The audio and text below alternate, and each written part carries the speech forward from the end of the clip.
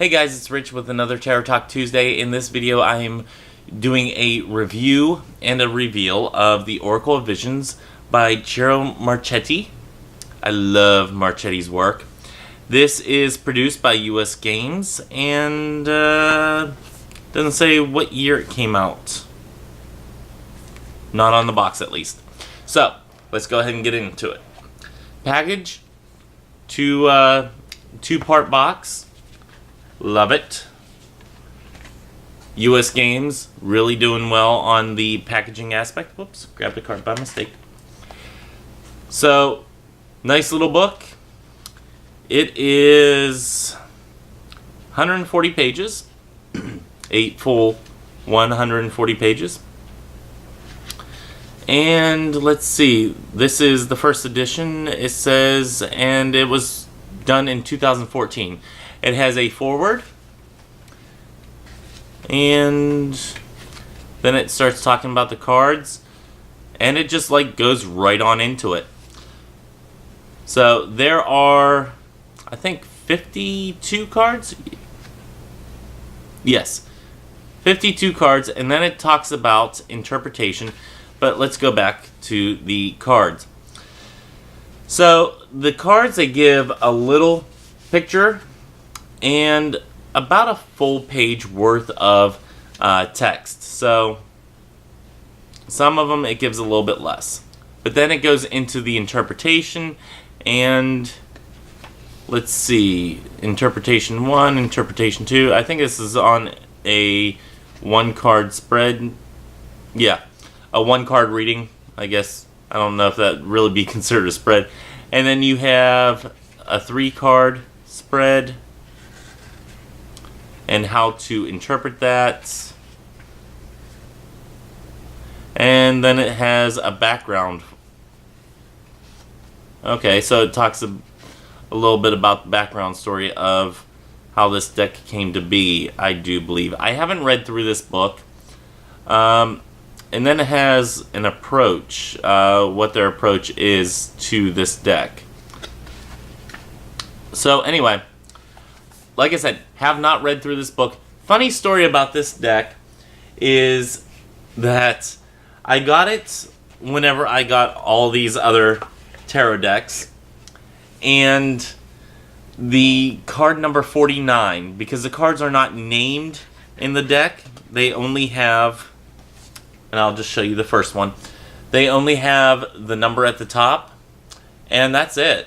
So there's not a lot of information given on the deck itself, so you definitely want to rely on both your intuition and the book together. You know, intuition is more important than the book meaning, but you know what? I'm going to read the book before I go and just try to do an intuitive reading. I want to see what the artist's interpretation was behind it, or their intent was behind it. So, yeah. Whenever I got the deck, it was missing card number 49. And I called them up, and just so you guys know, this is, I was dealing with Azure Green. That is who I get some of my supplies from and whatnot. They are my wholesale supplier. And I called up Azure Green. I said, hey, I got this deck, and it is missing a card. Actually, I had 2 decks that I got that are missing a card, and then one that had a little damage on it. And they said, don't worry about it. I'll send you all 3 decks. You know, you keep the ones that you have, and we'll just send you new decks. Cool. So they were totally great about it. Didn't cost me anything extra. No extra shipping, nothing like that. So they were fantastic about it. So anyway, with that little story being told, I do have a full deck. I am playing with a full deck, I swear. So yeah, the Oracle of Visions, I was waiting for card number 49 to come in the next deck, and it did. So I will go ahead and do a full flip through for you guys and bring you on down to do it.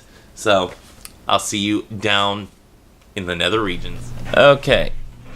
Here we have the 2-part box. We have the booklet that comes along with it. Like I said, you're going to probably really need the booklet, at least to get started, because it does not give anything on the cards, and I'll get to those in a second. So yeah, you're probably going to need to utilize the book whenever you're just first starting out. So I will keep that right there. Let's see these cards. Now, I have my Rider-Waite-Smith deck here. I'm not going to do a comparison because these are Oracle cards and not tarot cards. So yeah, it has down here, it has the 2014 copyright from US Games. So that's pretty common for US Games. The back, I don't think this is meant to be reversible. So yeah, the back being reversible isn't a big deal. Beautiful back. And this is a regular size Rider-Waite-Smith deck from US Games. That's the size comparison. These things are huge. Huge. So, yeah, really big deck. Not sure how well it's going to shuffle. Kind of a little bit apprehensive about it. So, let's look through the deck first in its entirety, and then we'll attempt to shuffle this mammoth-sized deck. Okay, first things first. Wonderful, wonderful artwork.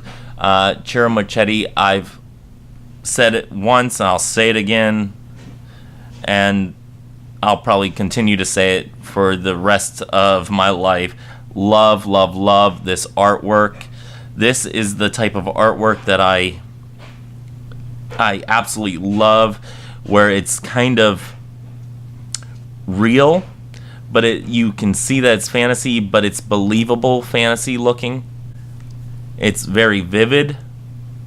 As far as the gloss, not too much of a gloss, more of a matte type finish.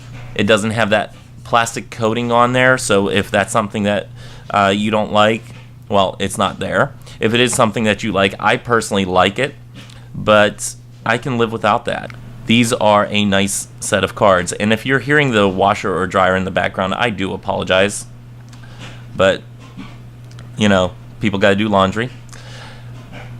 One drawback for me on this deck is that it doesn't have any keywords or anything else on it. These are just the picture and the border. As far as the border, you could probably go borderless and, you know, get away with it. You might cut off the number a little bit, but not enough that it would be detrimental. So you could go borderless. I'm loving, loving, loving the imagery. I have no clue what these cards mean, because I have not started to read the book. This is the deck that I think I mentioned it already in the first portion of this video, because I'm doing these in bulk. But I think I already mentioned that number 49 was missing, and just so you know, that's not a glare. That's actually the way this card is. But I was missing a card whenever I first got this deck, and I called up Azure Green, the supplier that I have. They sent me a replacement deck, and yeah, as I'm flipping through this, even though I think I've already gone through this deck to look to make sure all the numbers matched up, I'm looking again to double check and make sure. So yeah, that's a thing that I'm doing right now.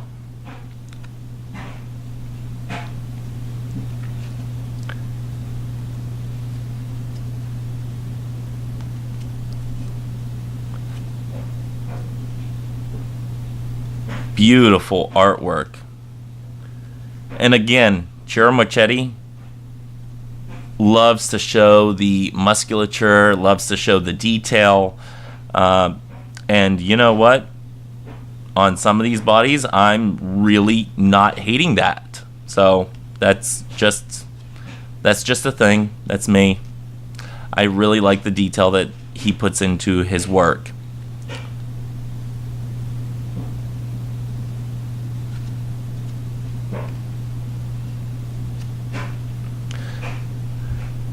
I wonder on number 20, I wonder if that's like blind faith. I'm going to look this one up really quick. And this will also give you an idea of how the book is written. It is entitled Belief, Faith. Faith must be enforced by reason. When faith becomes blind, it dies. Mahatma Gandhi. And then it goes on to say, the concept of this card is similar to those presented in the faith cards of my tarot decks. A selection of religious symbolism represents the gamut of beliefs. The irony of this common denominator is tragic. With so much suffering inflicted in their name, religions have much to answer for. The blindfold can represent the blind faith such religions demand of their followers, but also the blindness often shown towards the beliefs of others. All this is set against the backdrop of Darwinian evolution shown in red below the various golden symbols. An ironic contradiction that represents the common denominator of humanity is shared by all religions and adds a question mark to them all.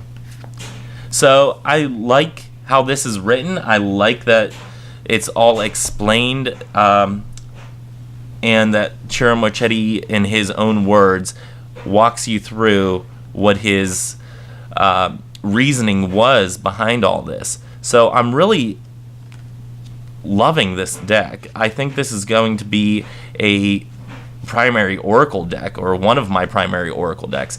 Just so you guys know, I read with several different tarot decks or oracle decks all at once. So I do have a go-to Rider-Waite-Smith that is definitely a go-to.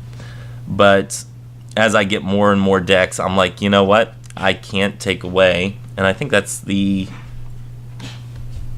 image on the front of the box. So number 26 is the image on the box. But as I get more and more, Chiro, love that musculature. Okay. As I get more and more tarot decks and more oracle decks, I find myself going away from the Rider-Waite-Smith deck itself to go towards more of the other more artistically styled decks, and just lovely decks that are out there that I have been getting. So absolutely loving this as an oracle deck. Definitely going to use it both in like daily draws or jumping off points of study. What else could you do with this? Reading with the tarot decks. I mean, there's so much that you can do with an oracle deck to begin with. And I think this deck is definitely going to be one of those primary ones that I gravitate towards whenever it comes to an oracle deck.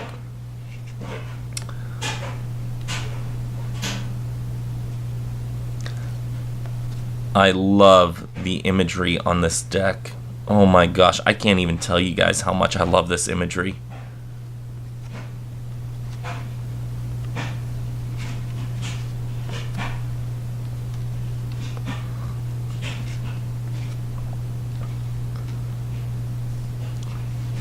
And if I haven't done a video on it by the time this airs, I'm not sure exactly when this is going to air or go live. But if I haven't done one by the time this airs, I will definitely be doing a what can you do with a deck whenever it's either no longer able to be used, or, and this is the one that was missing.